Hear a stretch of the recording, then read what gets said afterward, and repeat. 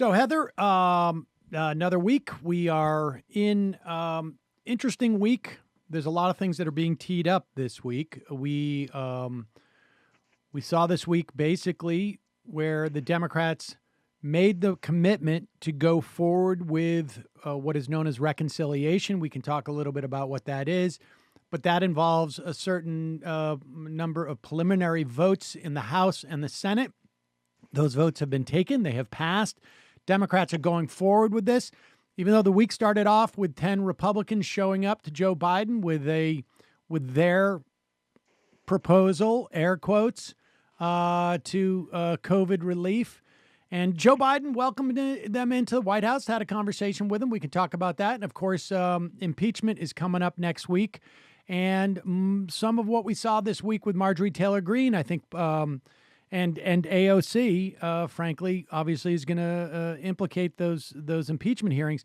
But let's stay with the relief for the time being. Why don't you just lay out for us where we're at and what you think is going on here?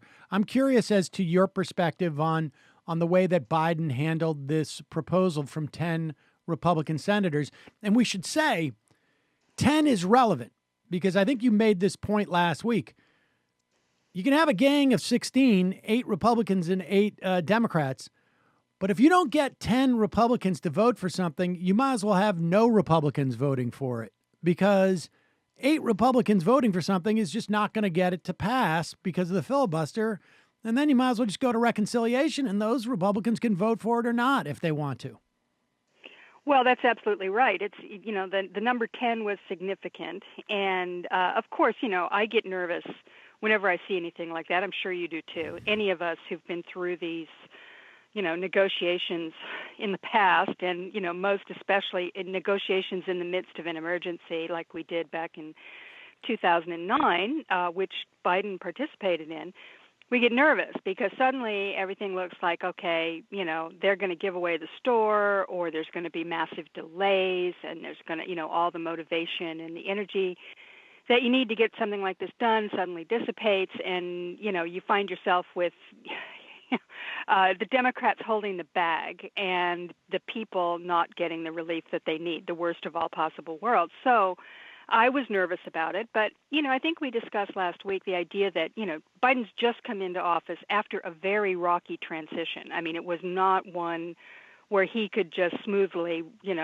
come into office and start doing things because they had been well prepared over the previous couple of months. It wasn't like that.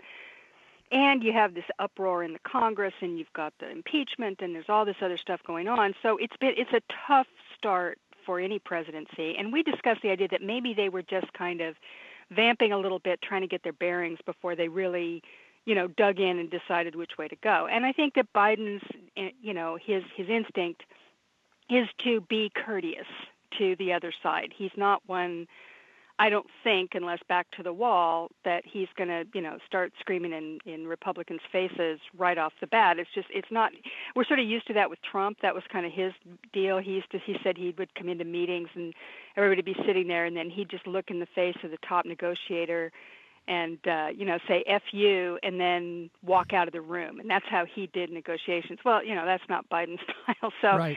So the inviting of the Republicans up there, while it made me nervous, I tried to keep an open mind. And I think he did okay with that. I mean, it sounds like they chatted, and she may have worn him out with all the polite discussion.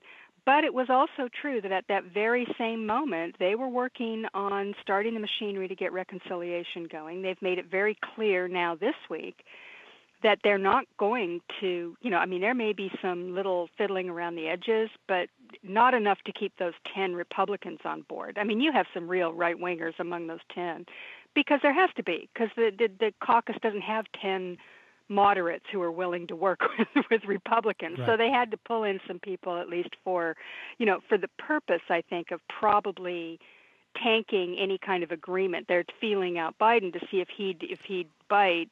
And then what they always do, it's the Lucy and the football metaphor, right? Where they do a whole bunch of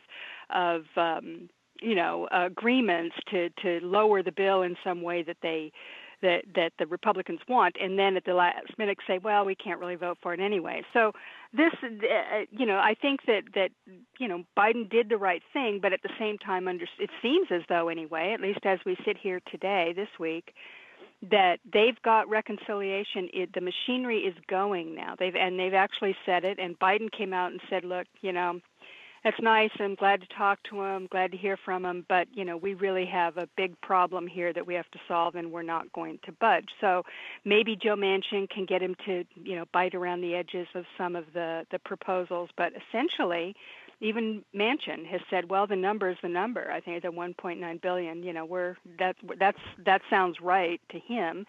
And I haven't heard anybody else come up and start arguing about the details, which sort of indicates that they don't have a bunch of divas who've decided that this is their moment to shine and go on TV and pretend like they're going to tank the bill if they don't get what they want.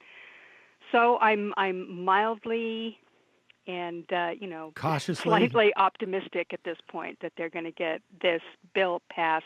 And we can talk more about the details of some of the things that maybe are a problem, and whether or not that's going to be a problem. Yeah, I agree with your assessment. I would say, I had the exact same reaction you did when I woke up Monday morning and read that Biden was inviting him to the White House. I'm like, oh God, here it comes. But I will say this, that I listen to radio in the mornings, and so often music these days, but they'll do at the top of the hour the minute-long AP briefing or whatever it is. And the way it's been reported there, I find to be very encouraging, because it's basically, look, they can't get into the details. It's just the Republicans want there to be less relief for COVID. And like, it's, that's, I mean, there are, I cannot remember, right? Like, because none of this, the question isn't, is this discretionary, right? I mean, it is technically, but I mean, all of it's discretionary, but there's such an urgency and such a need and such a universal, we're all in a pandemic, and to be clear, it is definitely hurting some people more than others, but there is a baseline.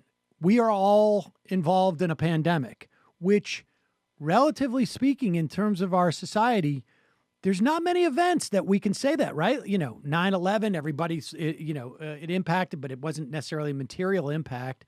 We're in something now where everybody is experiencing this. There is no argument as to the need. And I just think that, like, when the argument is presented less or more help, that's it. If you're on the side of more help as a political matter, I would also argue as a policy matter, but as a political matter, you won, right? Like, I mean, and if the only story that came out of that was Republicans are going to ask Joe Biden to do less to help the American public, I'll take that. And I think that's going to help. And you're absolutely right. I don't think it was just for them about testing Joe Biden's resolve.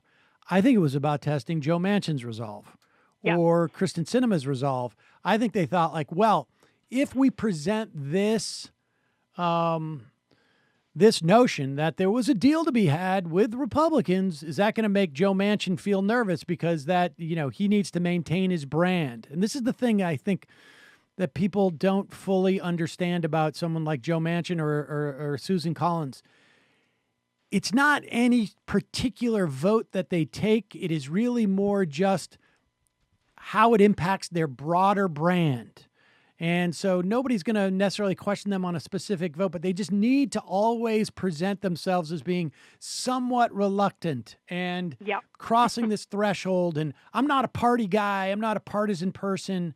I'm a maverick, or however they want to, I'm of the party of common sense, or whatever the hoo-ha that they're dishing.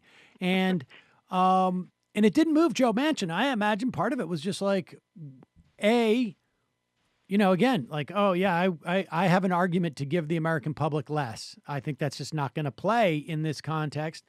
B, Kamala Harris went down to West Virginia, gave an interview, which apparently ticked Joe Manchin off, but he had to back off it because Justice, the Republican governor, former Democrat of West Virginia, came out and said, like, we need this money. We don't want to dilly dally. And I think that left Joe Manchin with like, oh, okay, I can't let this Republican get to the left of me on this. And so those factors all have contributed to this. And like you say, Joe Manchin was on, Scarborough and said, screw it. If it's got to be 1.9, it's got to be 1.9. I mean, I don't know why everybody at that point just doesn't take the win and walk away. Everybody's trying to score some political points of like, well, I think I still have, a couple of brand opportunities by talking about maybe we should be slow down on this. But Ryan Grimm has a story in The Intercept. I think I mentioned like 2000, that the lesson of 2009 has been learned by some of these. And that doesn't necessarily mean that that from a policy standpoint, but from a political standpoint, they understand there's no point in messing around. You got to get this done. Absolutely. I read that article too, and I think you and I had actually talked about this, the how in the past that they're always fighting the last war, and the how in the past when they in 2009 they'd still been worried about the Reagan era, flogging of deficits and all the rest of this, even as they rose deficits, and how they were so concerned about spending too much money. They even pegged, and I think it was Susan Collins who was one of the ones who insisted on it, that it had to be 900 billion for the stimulus, because they couldn't go over $1 billion. Beyond that, it would be, if you went up too high, it was going to really, make them all nervous, et cetera, et cetera. And then they ended up, getting 2 votes or something. I can't remember which 2 they were in the Republicans. So they learned that this, kind of worrying about the number, and they've been very good about this, I think, because I've been listening to the press secretary too. When they ask her about it over and over again, are you willing to come down in the number? And she reframes it instantly by saying, well, what is it you think they should cut? Because we didn't put this together based on the number. We put this policy together based upon the actual needs that we recognized were needed. And so, where do you think they should cut? What should they cut out? Money for schools, money for states and cities, money, like that. So instead of getting hooked on the number as being meaningful in and of itself, they've been refocusing it back on the policy. And that was one lesson that they learned, because once you get into that numbers game, then, it's just they whittle it away, one by $1 after another dollar, and you're pretty soon you've lost the argument. So I think they've handled this stuff maybe better than I expected. I mean, I don't actually know. I guess I have my vision of who Joe Biden is, and maybe he's more agile than I thought he was. Just considering that he's been around a long time, and I thought I sort of had an idea. So I'm like I said, I'm a little bit optimistic here that they're gonna be able to do this, and that is the fact, if they can get this out the door quickly. This big package with the kind of direct relief, which now we're starting to see other people come up with the ideas of direct relief, and starting to talk about doing some of these big ideas, economic ideas, even coming a little bit from the Republicans. Mitt Romney. He doesn't really count as a Republican. I don't know what his brand is, his own brand, but whatever. You're starting to see some thoughts here that maybe, some big stuff is going to happen. And I'm not sure I ever really believed it would under these circumstances. But with the Republicans being, to coin a phrase, in disarray, and the Democrats having this bare majority and willing to actually push hard, who knows? I mean, maybe this will be one of those times. It's hard to imagine, because all the times when really big legislation has taken place, they've had big majorities, and we don't have that. But on the other hand, these Republicans are living on an alternate planet at the moment, so maybe they're not the impediment that they normally would be. I mean, I'm starting to think that maybe they're so, completely obsessed with their Trumpian vision, which has nothing to do with legislation, that maybe they're just going to play their own game on Fox and Newsmax and OAN while the Democrats actually govern. I mean, it's possible. I want to circle back to that because I think that's actually like a fascinating thing that seems to be happening or a fascinating thing that could be happening. But I want to stay on that number thing because for a moment, the point you were making about that, because, as you're talking about it, your assessment and the recounting of what happened in 2009 is absolutely correct. But I do think that we need to take a moment to just sort of try and absorb how absolutely bat crap crazy it is that they are determining these massive questions. And I think there is I don't think it's a controversial statement at all at this point, regardless of whose circles you walk in, that the 2009 stimulus was anemic, was just not enough, was not up to the task. I mean, I don't think anybody disputes that. There was a trajectory coming out of the Obama years of the economy that was fine, but it was happening way too slowly. And so much so that we saw the political fallout from it, I think. Absolutely. But when you think that the reason why that decision was made was not based on economics, but rather just literally like a guy who is, owns an appliance shop, and he's deciding between a markup of 75% or 85% on the vacuum cleaner that he's selling. He's just like, well, $49.99 sounds better than $54. Just the idea that it's just the number, not associated at all with the policy, is just, it is so hard to sort of wrap your head around when you think about the implications of that in terms of like the immiseration of literally millions of people.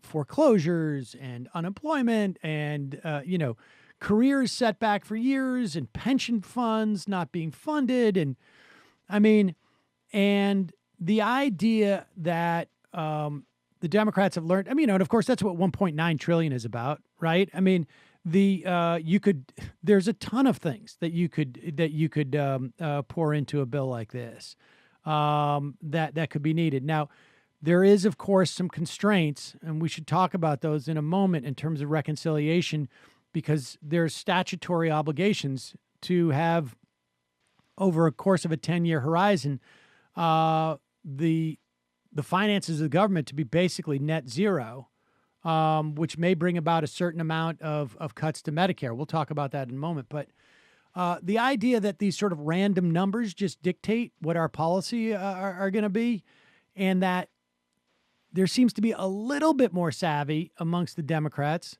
not so much.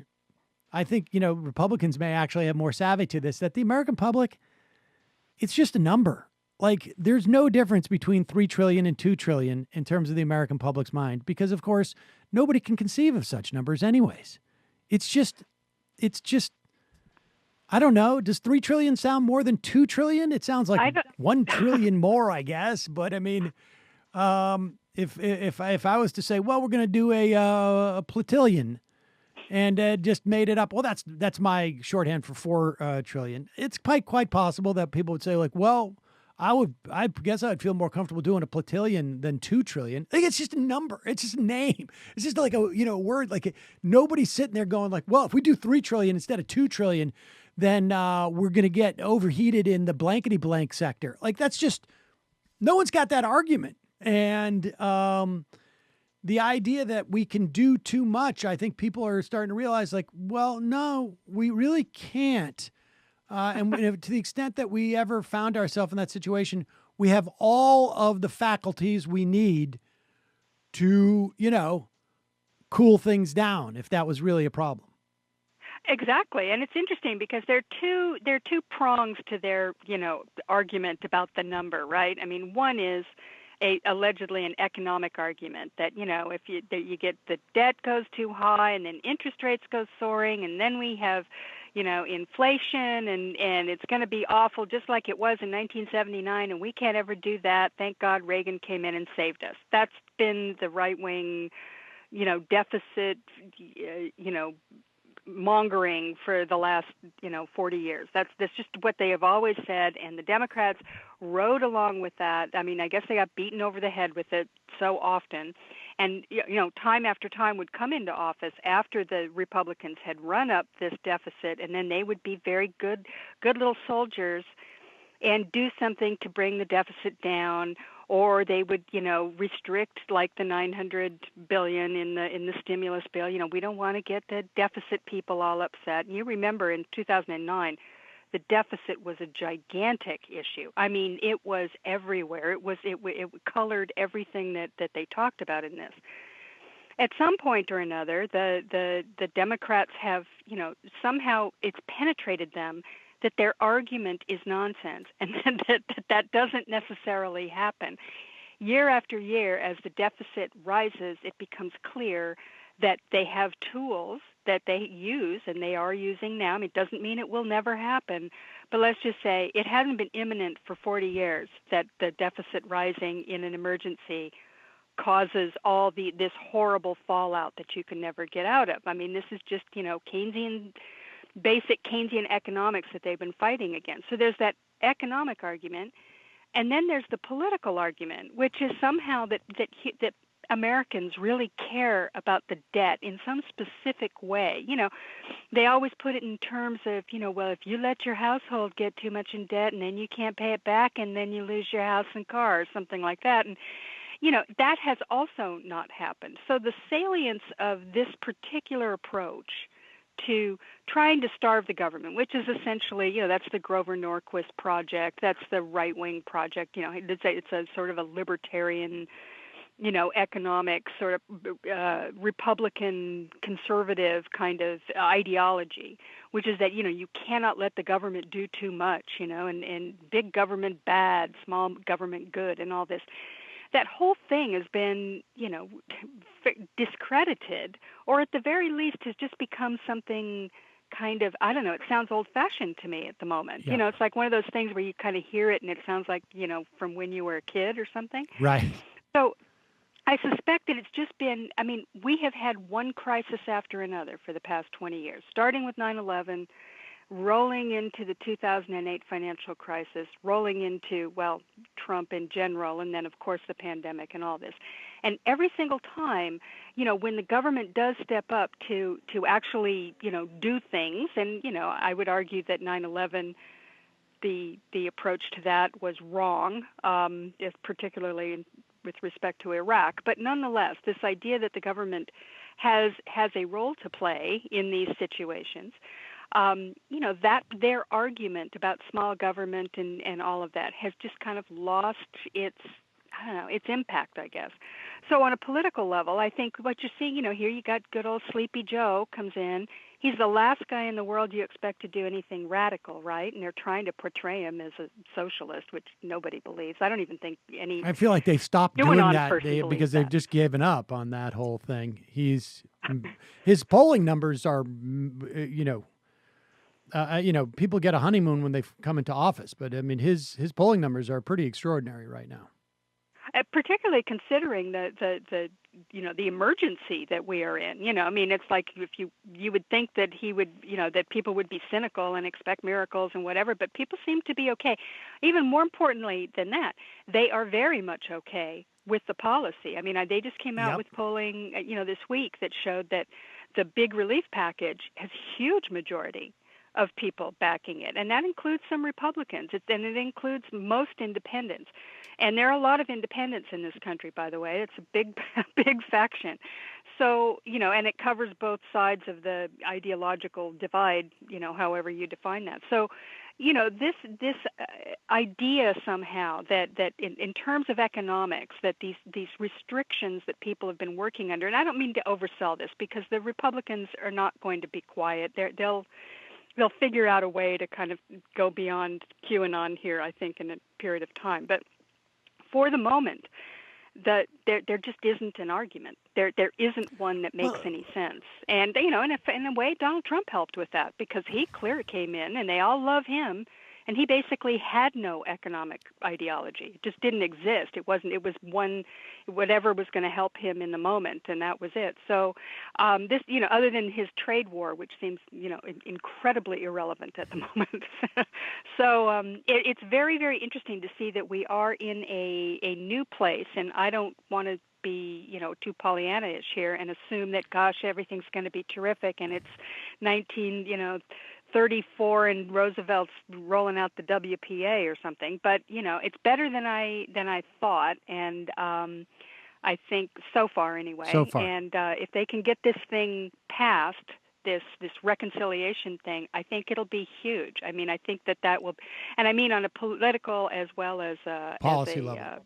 Policy level. Yeah, I agree with you. I think if they can get this thing passed, and it comes out at $1.9 trillion, and I wish they would just go and do the $2,000 checks. I mean, it's just, I think, and I'm not terribly happy about this means testing thing that they're doing, and mostly because they're basing it on the 2019 numbers. And the fact of the matter is like, 2020 is very different than 2019 for a lot of people. That's the whole point.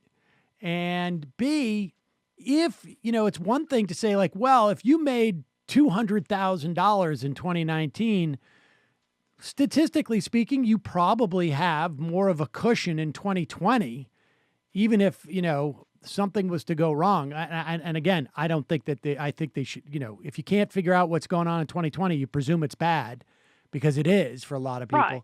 But if you made $200,000 in 2019, the chances of you being better off than somebody who made $50,000 in 2019 is significantly higher. And so, like, that's also what is problematic about dropping, not only having the 2019 benchmark, but dropping those numbers. You start to get, you're going to, there's without a doubt, I don't know how many people we're talking about.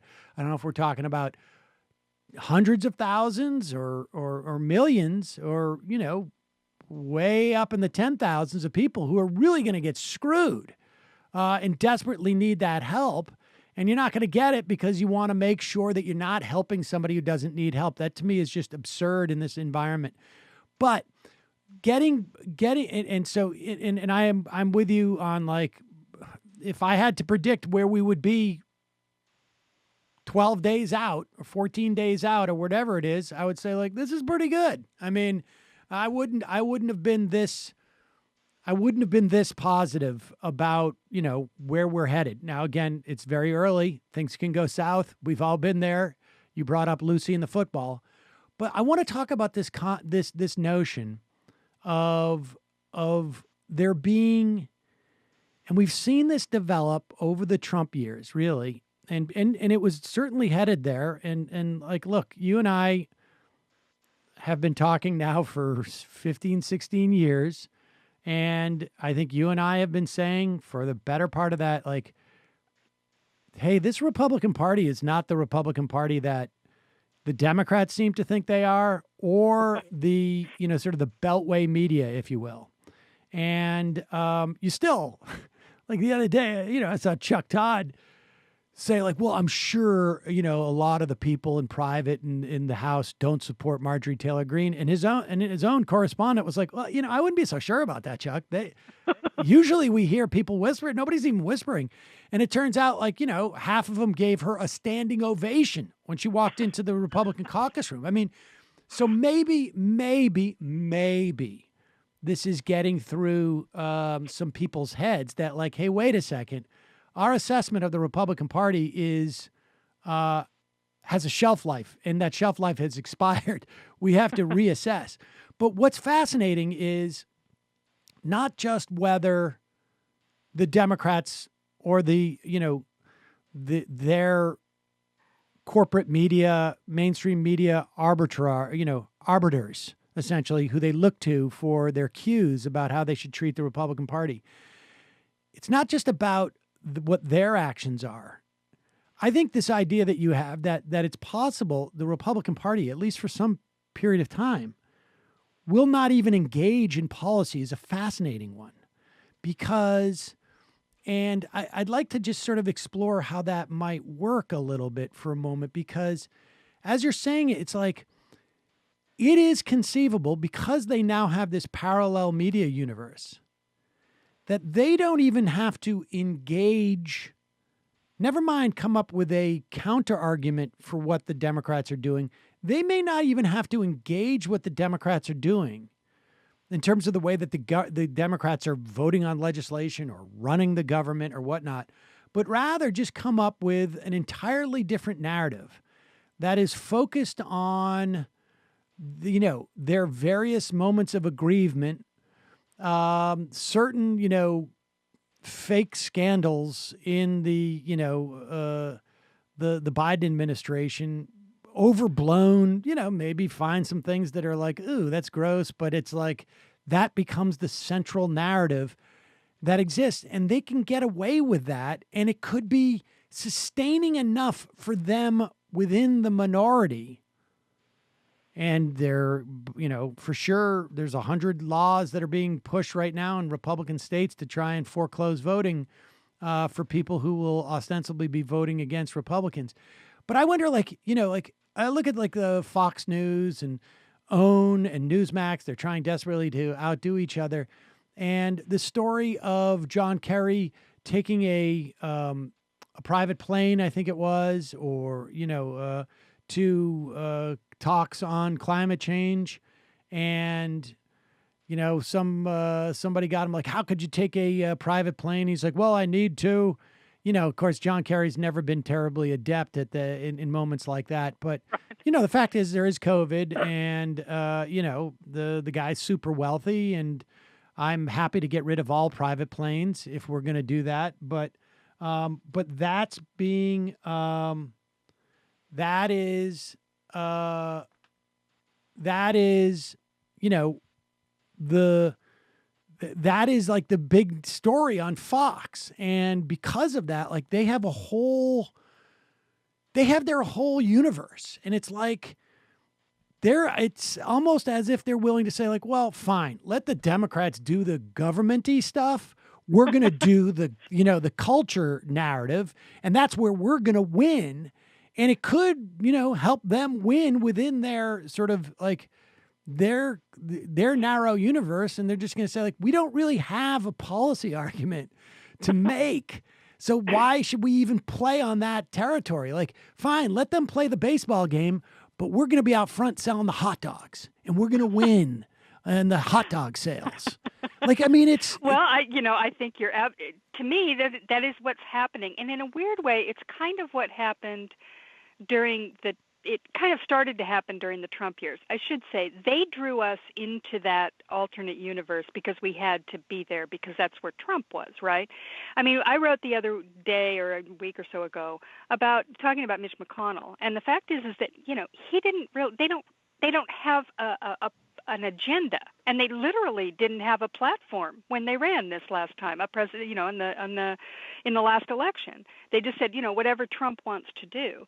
McConnell, he did two things, and really that's it. He passed that gigantic tax cut in the Senate, and they tried to repeal Obamacare, and because of the grudge that existed between McCain and Trump, essentially.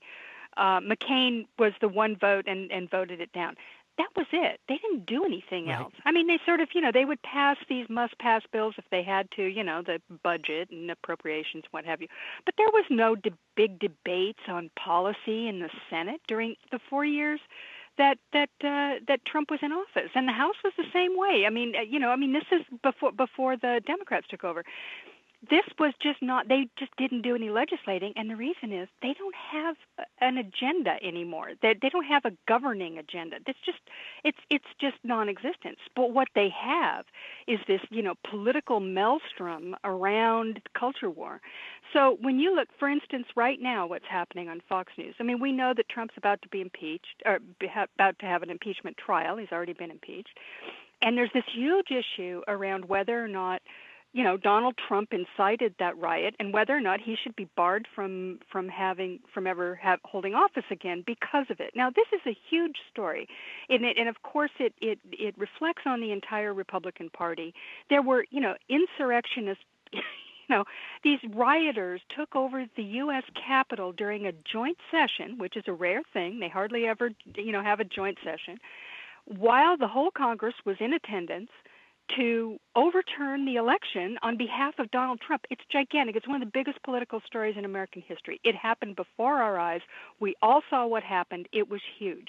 Now you have people like AOC, Katie Porter, some others who, were out there kind of talking about their experience and how they were terrified, which I think is totally legitimate, because I was terrified just watching it. I can only imagine how they felt. And when we see these people are being indicted, they're talking about how they wanted to blow Nancy Pelosi's brains out. I mean, this was a group of violent, rabid, insurrectionists in the Capitol. So that story, you and I know that's happening. That's the reason for the impeachment trial that's going to happen next week. It's gigantic. On Fox, it doesn't really exist. They're talking about AOC like she's a drama queen. And it's not just Fox. There are other people too, right? Even some on the left who are making that same argument. But that's what they're trying. They're creating a narrative that this was just kind of a rowdy tailgate party, and it was no big deal. And because AOC wasn't actually dragged out of her office and, beaten or something, she survived it. But somehow it doesn't matter, and it wasn't really that big of a deal. So they're not talking about, and when I thought about this last night, I was thinking about how can they put up this thing about AOC being a drama queen, right, and Katie Porter as well, which Katie Porter certainly is not a particularly, drama queen. And they put up this chyron about those two, ha ha ha, mocking both of them, talking about their experience during the insurrection. And I thought, well, how can they believe that? That's just so awful. Well, number one, they'll never show what either of them actually say. They don't have to. And they've been downplaying the insurrection from the very beginning. And so I don't think their viewers, and their viewers tend to exclusively watch them, Newsmax, and OAN. They won't watch any of the other networks. They probably don't even know the extent of what happened that day, the way that you and I do if we watch MSNBC, CNN, or read anything, any kind of, the testimony from some of these people and, the various things. So they don't actually know what happened. Their viewers don't. So they can create this idea that it was just, things got a little out of hand. Yep. And it wasn't that big of a deal, and everybody just needs to chill. And to me, that sort of crystallized for me this idea that their politics are going to exist on another plane. They don't. They're just doing this. This is how they keep their voters excited. And when you think about it, Rupert Murdoch comes out of the tabloid world, right? He's not really a news guy. He started off with tabloid newspapers. They created Fox with a sort of tabloid format. It was a political tabloid format, but that's really what they do.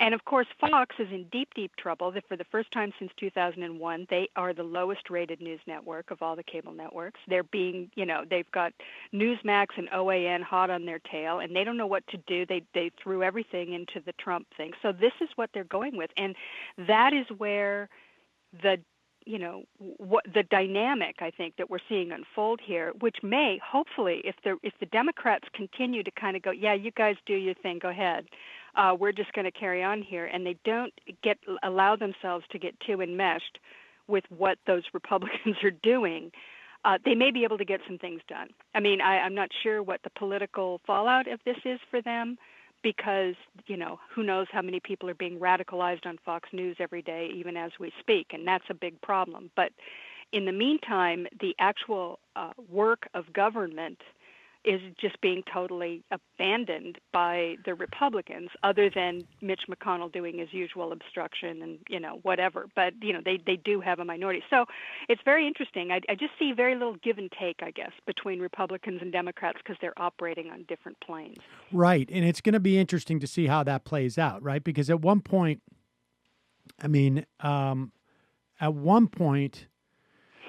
and Democrats can't really get much done, is the bottom line, right? They can only do it through reconciliation for the most part. And then, once this bill is over, there's two other bites at the reconciliation apple because of the weirdness of the fiscal years and because reconciliation wasn't used by the Republicans the last time because they had nothing to do, really, right? Like it's only tax cuts. That the Democrats are going to get two other big major pieces of legislation. And then the real question is going to be, will they bring up stuff that is about voting rights, let's say, for instance, that can't be done through reconciliation? And will that cause them to get rid of the filibuster? It'll be interesting because at one point, if our theory that the Republicans can go forward and really not engage in what we have all considered to be politics and governing, and even governing as the opposition party, if they can go forward and find that, like, hey, we don't need to even pretend to engage in that world. In fact, we're better off if we ignore it and just create our own sort of political world that is more sort of like cultural grievance and that type of thing. The question is, like, where are, what's going to happen with like corporate forces and Chamber of Commerce and maybe those forces that are like, hey, wait a second, we don't want them to, we don't want them to pass voting rights because that could actually change, voting patterns and whatnot. Like, it's going to be interesting to see, because if the Republicans do disengage and the Democrats do end up getting rid of the filibuster, there's things are going to be a little more naked. Right? You're not going to have recalcitrant Democrats being able to use Republicans as a fig leaf for why things aren't happening. It's going to create certain pressures. Now, things could go a bunch of different ways, and in 3 weeks, the Republicans could manage to be back on, like, we need to be fiscally disciplined, even though nobody could possibly take them seriously on that anymore. Or the concept, I hope. But it has the potential of being very fascinating to see what happens after this. And we should say that there is still some stuff out there that is like, I think you know this from back your film days. I think it was Hitchcock who said, you put the loaded gun in the drawer at the beginning of the movie, and it creates a tension throughout, right? Like we all know there's something there. That gun is loaded and it's in that drawer for some reason. We still have the Trump tax cuts and the tax cuts that were passed in the first CARES Act, which nobody talked about, for millionaires exclusively. It went to like 45,000 people in the country, worth something like $65 billion a year.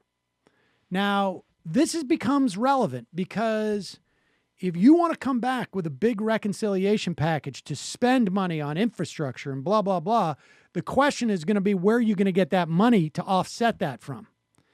And that's why we're not seeing them touch the tax cuts right now, because I think they're saving those tax cuts to repeal them to balance out future reconciliation bills so that they can do bigger spending.